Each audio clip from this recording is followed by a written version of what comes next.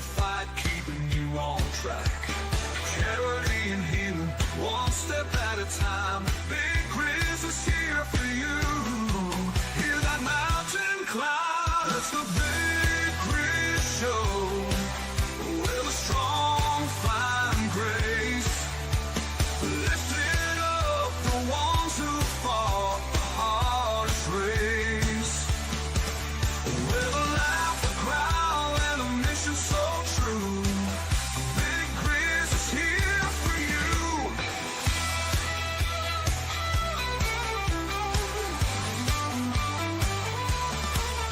Through the battlefields of life, he's got your back. A brother in the fight, keeping you on track. Charity and healing, one step at a time. Big Grizz leads the charge. Hear that mountain climb.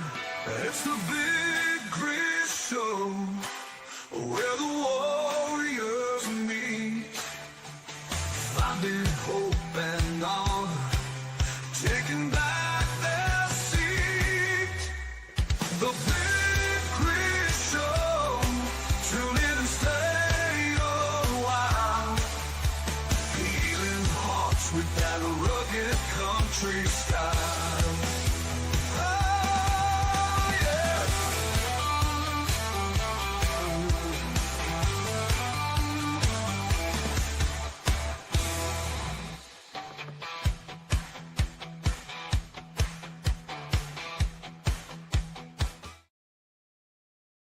Hey everybody, welcome back to the Big Grizz Show. It's Red Friday. Remember, everyone deployed. We know we're going through some stuff right now. We know we got our brothers and sisters that aren't here with us right now. Who knows where they're at? But you guys, today we have Brian with Project Diehard is going to be on. And we got a little bio about him. So this is his bio. It says, I'm a sinner saved by God's grace and mercy from the demons of alcohol and suicide in 2015. I served in the United States Army as a combat medic for 26 years. I've seen the worst of what Satan can do, which is war. I have made decisions about who lived and who died. I have led heroes into battle, having to send some, knowing they might not come home. I had lifted my brothers and sisters when they were at their lowest, screaming in pain, both physically and mentally. In 2017, the wife of a brother who I served with as a soldier, among soldiers, called me one of the best in my career. Doc, what do I do? He is hanging in the garage. I wasn't expecting that. Where was I at? Okay. I do not remember all I have saved, but I know how many I have lost in the battlefield. With his loss, I have now lost more at home than multiple combat tours. I asked my father, why did you save me when better men and women than me needed it? Proverbs 22:29. Do you see a man who excels in his work? He will stand before kings. He will not stand before unknown men. I was given the mission to provide my brothers and sisters in hope I had been given. I accepted and asked, how do I do that? After many hours of prayer and reading his word, I realized how on my last deployment, I oversaw a facility that was a safe place for soldiers to receive care they needed. Battalion Aid Station.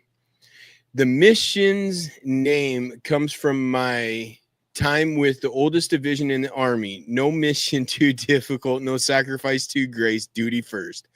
Serving with a diehard battalion.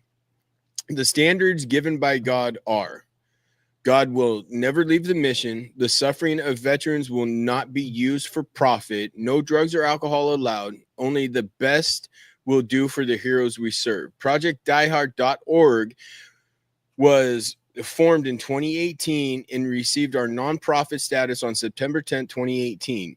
We began raising funds for the land to establish Fort Hope and started our outreach program, Fellowship Breakfast. Things were going well when 2020 happened. We all know what 2020 was. During this time, the mission was blessed with a donation of 20 acres for a 10,000 square foot building. Forward operating base Rush is located at 189 Haven of Love, Dr. Makanda, Illinois, and is named after Staff Sergeant Courtney Rush, U.S. Air Force from Aledo, Illinois, who lost her fight with demons on January 3rd, 2012. This is how the facilities are named, lest we forget. When all the paperwork was done, the ink dried, I spent many hours of prayer walking through his creation and giving praise and thanks for his provision, asking what goes where. Working with resources we were blessed with, on November 28, 2023, we opened to in-person events. We invite others who help veterans use our facility at no cost. When this facility is completed, it will be a beacon of light in the darkness in my brothers and sisters' world, and place where they can come and receive the care they need. Our facilities will be the veteran service deserts, with at least one in each state. FOB Rush will provide skills training, counseling, therapies, in transitional housing for 12 single veterans and 2 with their families for as long as a year. They will be a hand up and not a handout. It's equality. Its quality is not quantity. Veterans' issues can be addressed in 90 days. I believe those who make decisions affecting a life can't let the cost be a factor. This is why I don't get a salary, and no leadership team member will ever start as a volunteer in all paid positions. Will ever start as a volunteer in all paid positions. This way, we know the resources are spent wisely. Anybody can request a financial record. I never know the amount given to the mission because I make decisions that affect lives. We do not seek or accept government funding because of the administration requirements attached to it, red tape, of course. So how do we keep going? Our faith is strong, and we know God will provide, but faith without works is dead. James 2:17. We seek unrestricted grants and endowments, but they are not guaranteed. So now is the time for me to ask your assistance. The first thing to ask for is prayer, then to share the mission, volunteer, and become a monthly patron in order to do what you feel God is calling you to do. We are seeking members of community support program. We have ministries and resource partners, as well as a mission facility suppliers. They have earned trust and deserve your support. You can find them listed on the website. I will get that up, and it'll be streaming, spanning across the bottom of the screen as soon as I'm done with this. Thank you for your time and attention. I pray you find the mission worth your help. Teamwork makes the dream work. Together, everyone accomplishes more. You guys, let's welcome Gibson, Sergeant First Class, U.S. Army retired, to the stage. Hey, Brian, how you doing? Hey, brother, how you doing? Good. Some of that caught me off guard. I know you're listening. It caught me off guard on that one. I wasn't ready. I wasn't expecting to hear that. I guess I should have read it before. Yeah, but it's all right, brother. I don't lie. This is the truth. This is why I'm so passionate about this mission. This mission that you got going on it's amazing. And I know we had talked earlier, a lot of vets look at stuff like this, and you had mentioned it earlier too. Is it real? Is it an actual nonprofit, not these so-called nonprofits that want to charge everybody? I hate the fact that, tell me why the leader of a nonprofit needs to make, what did I see today? $399,000 a year in salary. How? Why? I don't understand that. It's a nonprofit. It blows my mind away. Look, I'm not against salaries. I'm not against paychecks, right? My view on this is if you make a decision on a veteran's life, if you're in a leadership role, right, Mm-hmm. you cannot let money affect that decision. No, you can't. So let's dive into this. When did you enlist? 1985, Seattle MEPS. Okay, you're older than me. I didn't enlist till 99. You don't look like you're much older than me either, though. I would not put you in your 50s. My youngest child is 32. My youngest is 21. Or my oldest, excuse me, my oldest is 21. My youngest is 9. Yeah. So what brought you to want to enlist? Oh, family history. It's in my family. If you're a male and you can serve, Mm-hmm. you will serve. It's not an if and or but about it. You don't have to do a career, but you will serve. Okay. Okay. Funniest thing I remember is from my grandfather. Home for Thanksgiving, right? Mm-hmm. One of my cousins brings her husband, and the big family get together. And my grandfather asked, "Did you serve?" And the guy went, "Well, no, I went into you sit at the kiddie table." Oh wow. Okay. Oh, all right. That's funny. Now, like, I've had some, like my grandpa on my father's side, he enlisted. My uncle on his side enlisted, but I don't talk to that side. My side, the only one, I was the first one to enlist on my mom's side, and then my mom's sister enlisted. But other than that, we were the only ones in the military on that side of the family. Well, Big Red 1, right? I was not in Big Red 1. I was in 4th ID. I got it, but Big Red 1, right? First, I got to say I'm lucky to be here 2 ways. My grandfather, Big Red 1, Omaha Beach. Right? World War II, Omaha Beach. Lost a testicle to a German machine gun. Really? Yeah. One testicle. So, when I say I'm lucky to be here to start with, right? Now, his son, my uncle, Big Red 1, Vietnam. Me, Big Red 1, Desert Storm. My son, Big Red 1, Iraqi Freedom.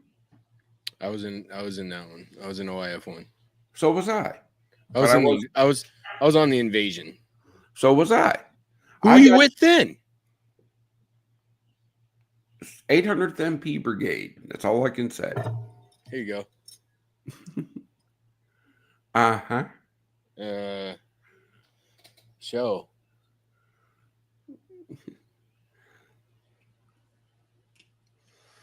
It's a belt buckle. We got awarded that for the capture of Saddam.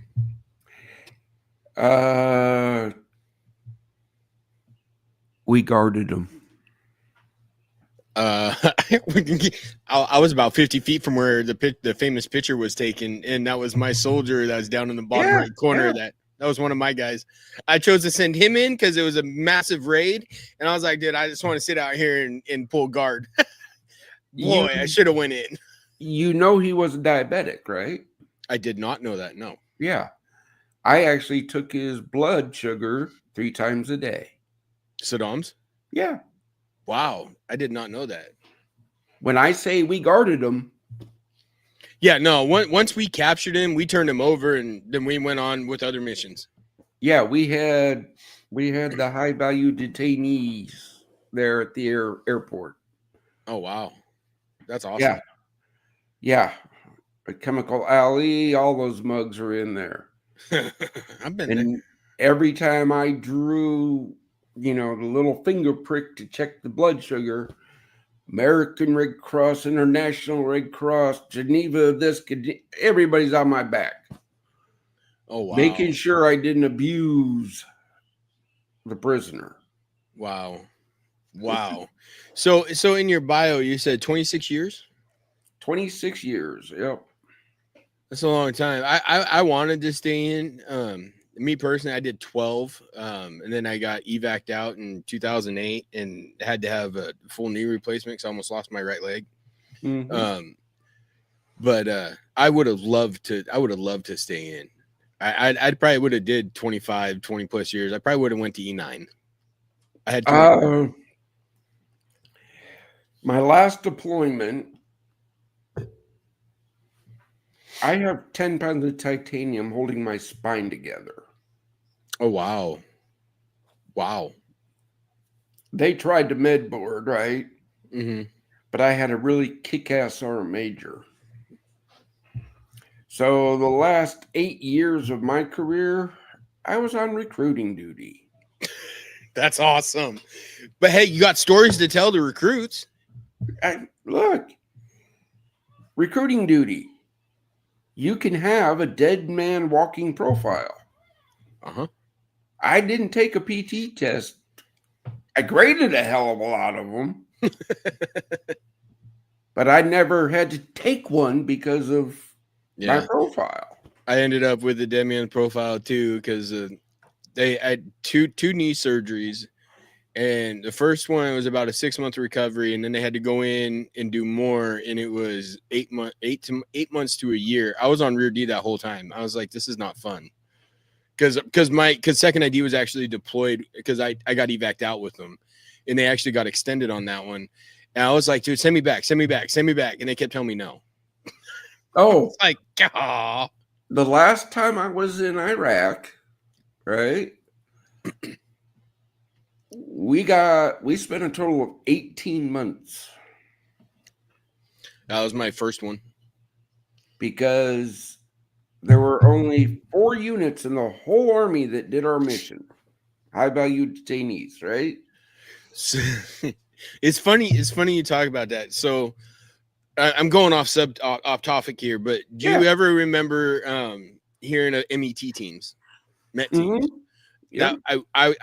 We started that. I was a driver for a major in that. We literally started that. We had to drive all our HVTs around and make sure they stayed safe.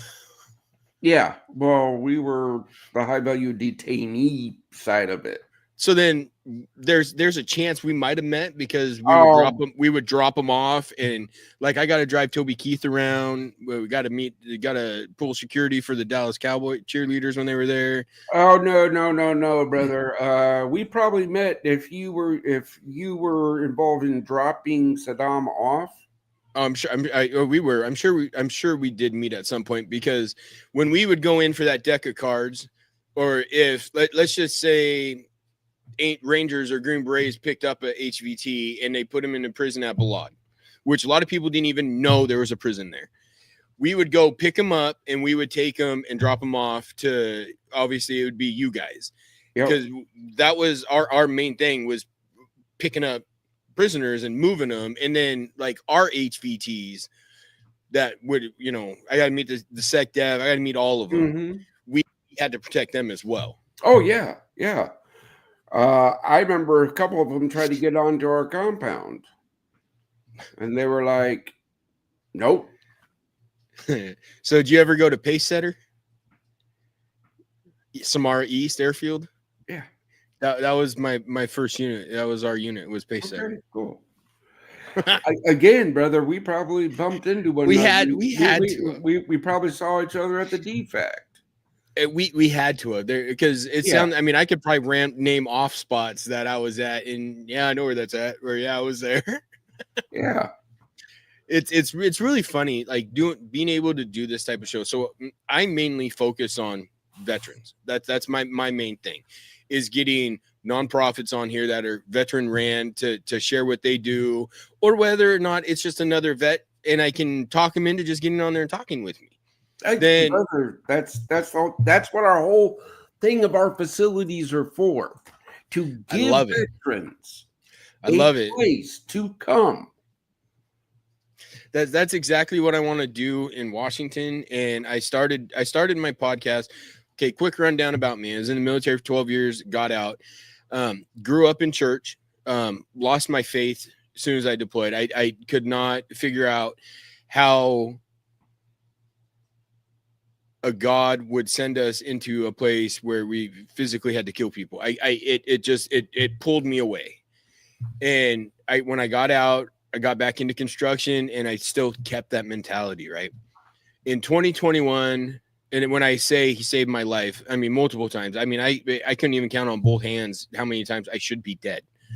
But in July 21st or 24th of 2021, I had 2 massive strokes, very rare strokes that should have killed me instantly. I went completely blind. Got rushed to the hospital. They wanted to do emergency brain surgery on me. And then they realized where it was too far into my brain that they couldn't get to. So the doctor basically said, well, we'll see if you make it overnight. That's what they told my mom. Yeah. 2 weeks later, about a week later, I started seeing shadows, slowly getting somewhat of my vision back. I don't have it. My vision is like looking through an ACOG. I have no peripheral vision.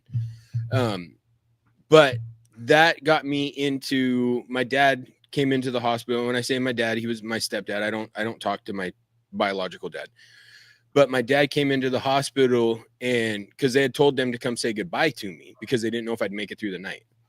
My dad came in and he goes, I ain't saying goodbye to you, but I can tell you're going to do something with your voice now. And he walked and he left. He just walked out the room. That was all he had to say to me. I was like, okay. So 6 months after that, after I got out of the angry stage of why me, why did this happen to me? Why did I go through 4 years in the Middle East and then this? And, because you gotta comprehend all that. I met my wife. Well, no, let me rephrase that. I started my podcast just on Spotify, just talking to vets, literally on my phone, recording the conversation and posting it. And then I met my wife, and somehow she talked me into going to church, and she took me to her church, and it's Motion Church. I don't know if that was well, they've been around since '96, so it was in Seattle. And we were standing there, and there was a group of us. My mom was there, and we were talking.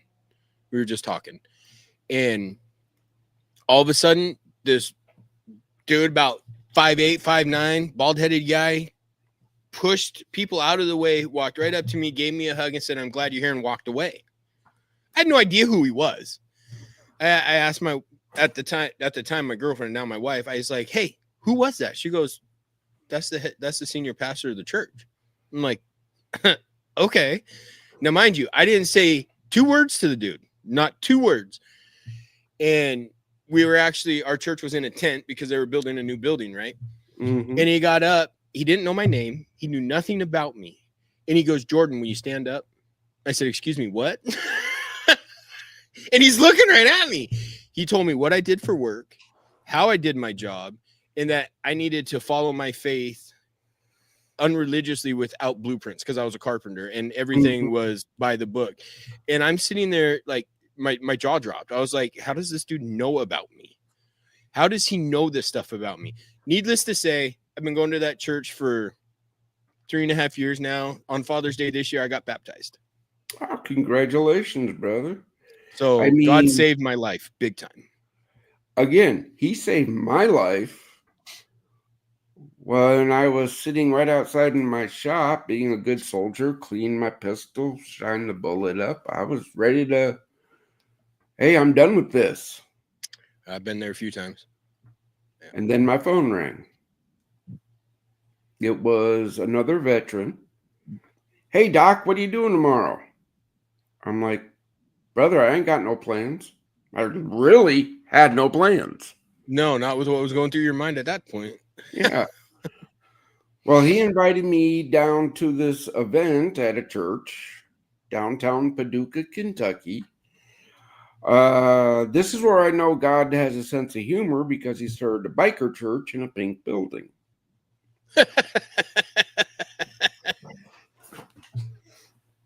Oh, that's amazing. But they were having this big to do, right? Mm-hmm.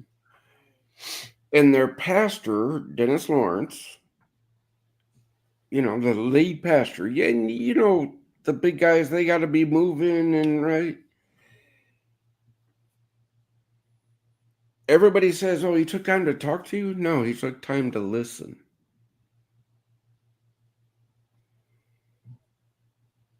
He saw something was wrong with me, and he took the time to listen. Wow. That brought me back from that edge, right? Yeah. That was 2015, 16, 17. I'm at the church. I'm on the security team. Then Eric's wife calls. Doc, what do I do? What do I do? I mean, she's in a panic.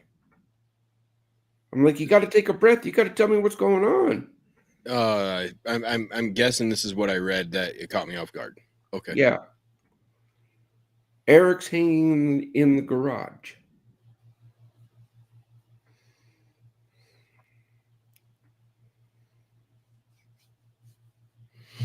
That's when I went back to my father, right? Mm-hmm. You saved me. Me. For what?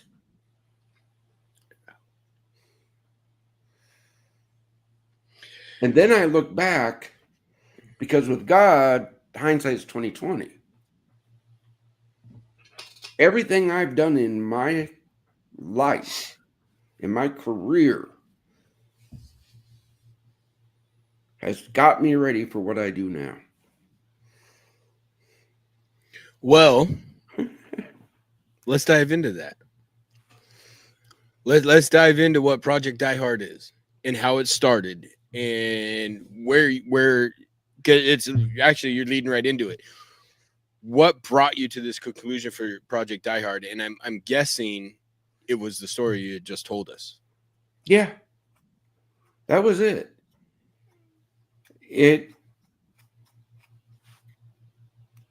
A safe, secure place where veterans can gather. Whether it's for a cup of coffee, sit down by the pond, relax, talk, support one another. Oh, while we're there, let's do this the right way. Veteran Service Center.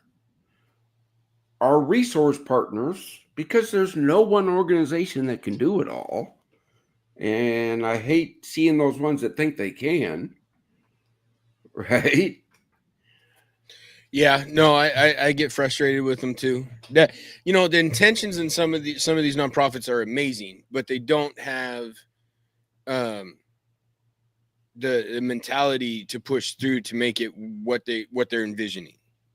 Does that make sense? Oh, it totally makes sense. Okay, because it made sense in my brain, but I don't know how it's coming out. Oh no, brother, that totally makes sense. See, this is the fun part about talking to vets because they understand the weirdness. Yeah. Look,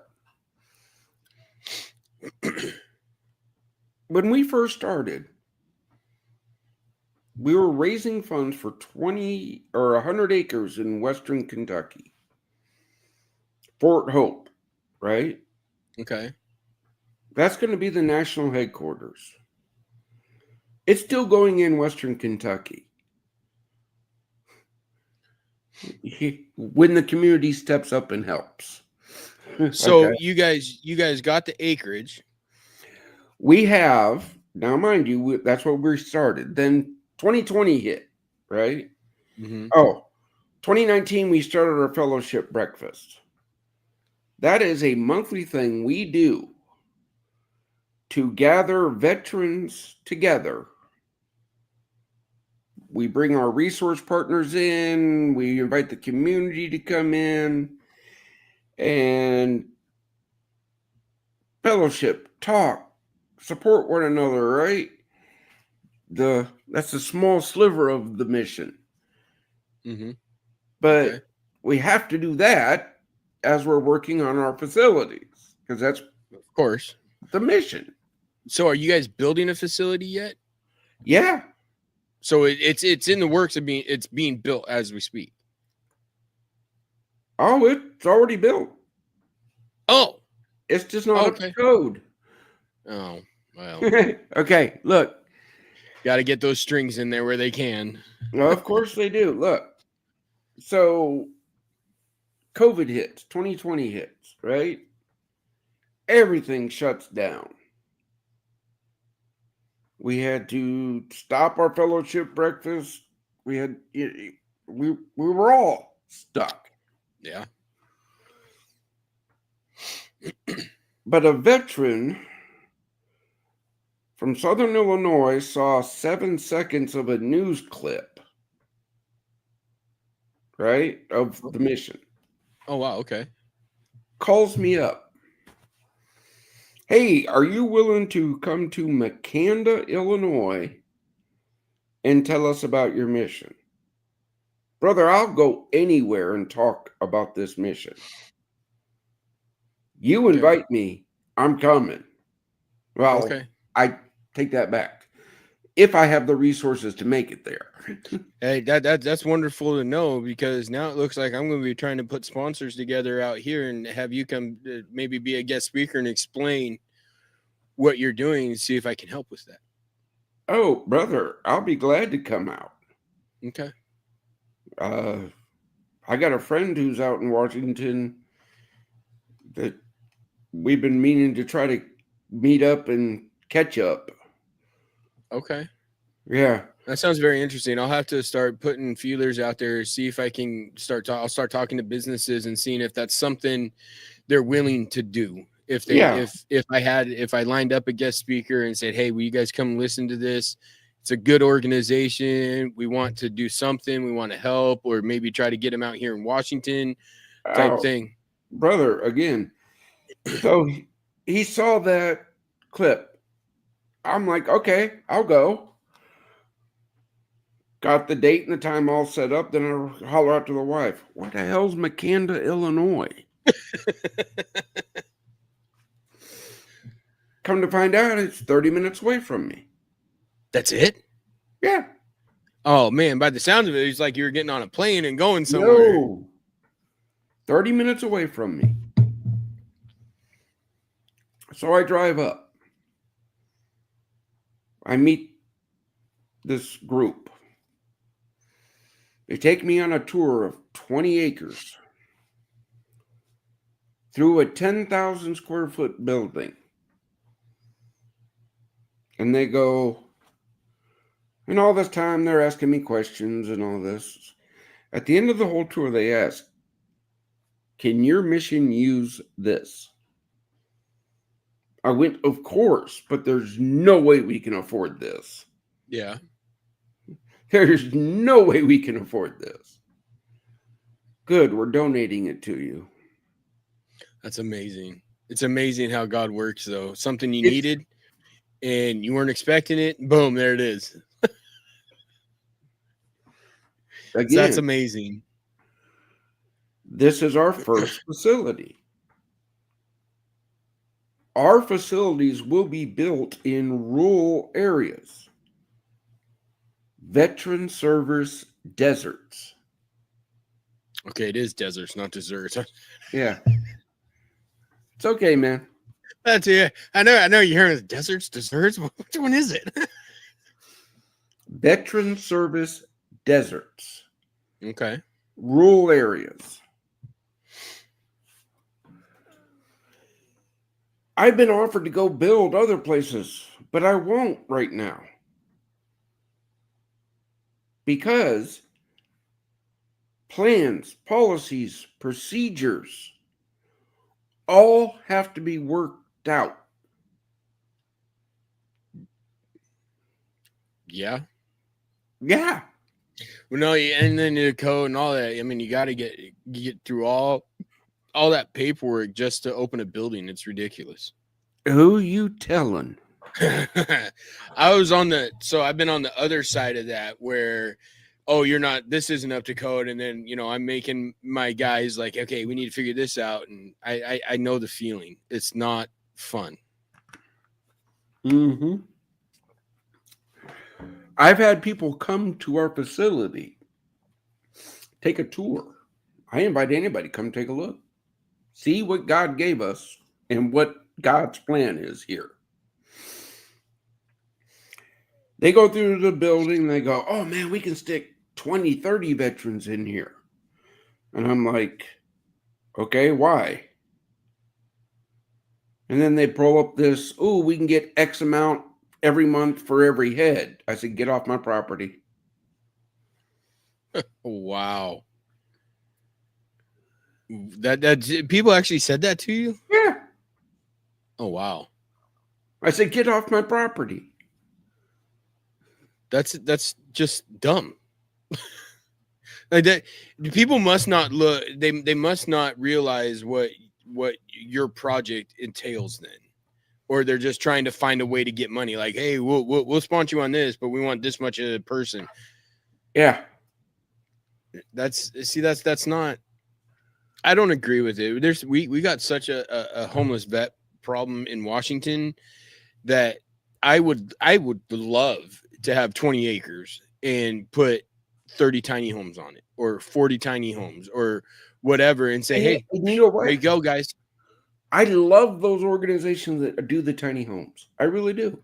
They're amazing. And those tiny homes ain't that bad. It's just like being in a Connex in Baghdad. That's what it's like. It's a door in, you got a bed and a bathroom. Okay. I mean, again, I want to work with organizations that are doing that, because my job for our residents is to get them ready to go back out to society. Oh man, I've had that dream in my head for so long. I just haven't been able to come up with the funds to start, because my vision would be to have a good chunk of land and a bunch of tiny homes and somebody from every single trade having teaching classes and getting them ready to get into an apprenticeship, or to get the skill training complex. I have no idea. Sergeant First Class Gregory Strong skill training complex is going to be on Forward Operating Base Rush. I did not know that. Has 6 buildings. I already have HVAC guys, electricians, plumbers willing to come and teach veterans. That's amazing. I mean, you've got a carpenter or anything. I'd fly down there and do classes. Yeah. I mean, it just little things that can bring a vet from wherever demonic hellhole they're in to, hey, here's a purpose. Yeah. Let's move further, whether it's electrical, HVAC, carpentry, plumbing, tile, any drywall, any of that. How about this? You're doing a podcast, right? Yes. If you look at our resource partners, the Disability Channel out of Canada is a resource partner. Okay. Their programs teaches veterans how to do audio, visual, run cameras, do editing, all that. Oh, I learned. I self-taught myself on all of that. Well, and I'm glad you did. But they're bringing their programs to our facilities. Why? Because that's what they do. Very interesting. I mean, I'd be all about, like we had talked earlier before we started. I mean, I would love to sit down and explain to vets, hey, you want to get on there and talk about cars? If that's your passion, cool. Let me start you. Let me teach you a podcast. We'll get you set up. Go from there. Again, brother, I invite anybody who wants to help bring hope, right, to veterans. Help a veteran. reach out to us. That's just how it works. We do a podcast every Monday night. Oh, you guys do? Yeah. Oh, wow. It's the Monday Mission Podcast.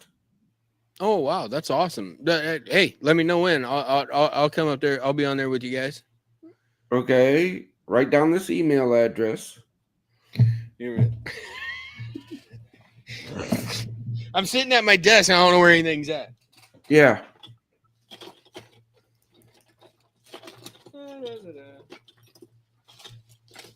I know I have pens. Well, you can play this back if need be. Yeah, no, go ahead. I found a pen. Monday at projectdiehard.org.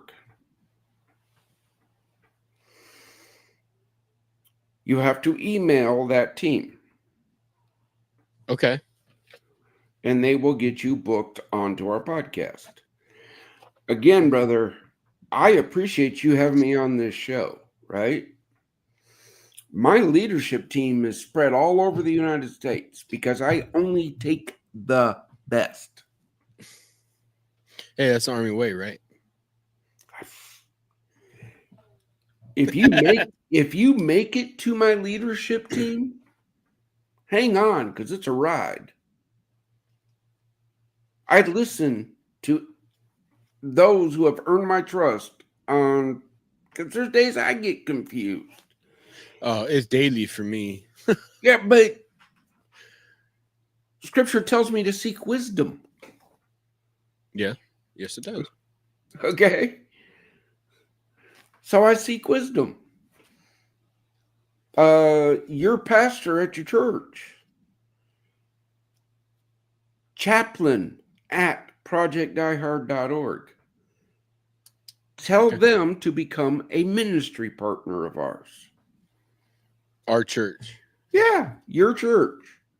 You said chaplain at projectdiehard.org. Here is what we ask of our ministry partners. Pray, share, and tell your congregation of our volunteer needs. Okay. That's it. I will pass that along. I will never ask another ministry or another veteran nonprofit for funds. We're all in this fight together. Yeah, it's a big fight right now for sure. It is. So why are we squabbling over stupid stuff? Because people don't have God in their souls. Oh, okay.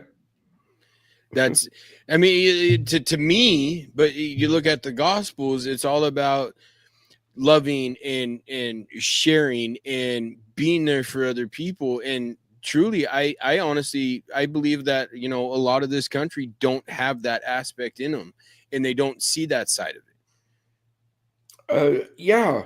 Look, I will never tell anybody how to run their ministry or their nonprofit organization. No, that's amazing. So that's not my place. I agree. I'm not gonna tell you how to do something, and I know you're not gonna tell me how to do my podcast. Yeah. Hey. Again, this is it. We work together. Oh, that's a bit, and you know that it's easy. I think it's easier for vets to work with other vets because there is that commonality of that brotherhood. Brother. I've been doing this since 2018. Let me tell you. Am I off? You're off. Is it that different? I thought it wouldn't be like that. I thought. Oh, brother. Oh, it is. Look. It is. Actually, I won't give the name, but a very well-to-do veteran in 2021 approached this mission. I love what you're doing. I will donate $2 million to your organization. Praise God. But here it comes. Yeah, there's the but. You have to remove God from the mission. You can't hand out What? Bibles. You can't do this. Oh, yeah. Oh wow. Yeah, did you tell him where to put his foot? I went, I don't need your money, brother. But now back to my leadership team. I love my leadership team. They advise me. They tell me when I'm getting stupid. And I keep them informed of what I'm doing. That's how it works. When I went back to my leadership team and I said, hey, I turned down $2 million because they wanted us to remove God from the mission. The team at the time, everybody was great except one person. What do you mean you turned down $2 million and you didn't even ask us? Why would I? Yeah. Rule number one, God will never leave this mission.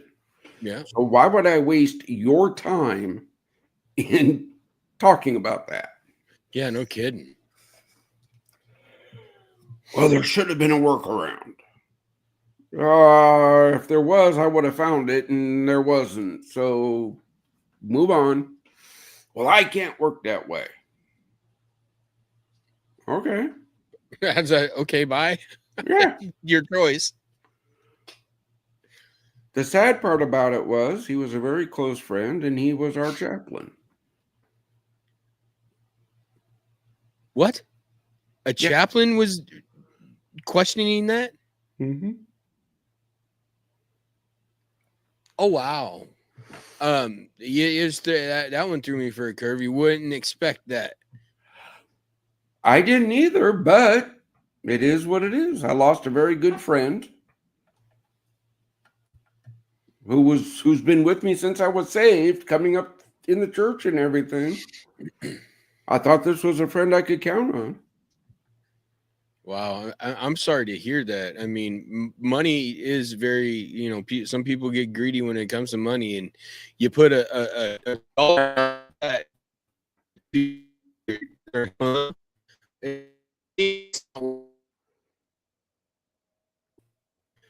I don't know what it's all about, but money's not worth it to me. I don't make money from this. I don't want money from this. It's when I get sponsors, it's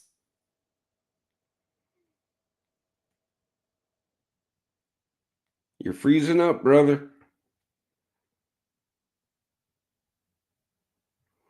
Well, now since Big Grizz is frozen in time, yeah, I know what he's talking about. This is why I do not know what somebody gives. Whether you give $22 a month or $22,000 a month, I'll never know what you give. Because your dollar bill doesn't influence the care I give my brothers and sisters. It doesn't. All I get is the name of somebody that donated. So when I meet you at an event or I meet you at a sponsored thing or somewhere, you come to a facility and we get a cup of coffee, all I can say to you is thank you and God bless.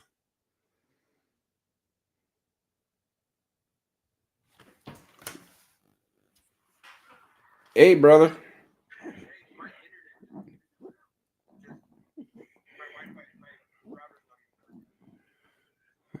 Okay.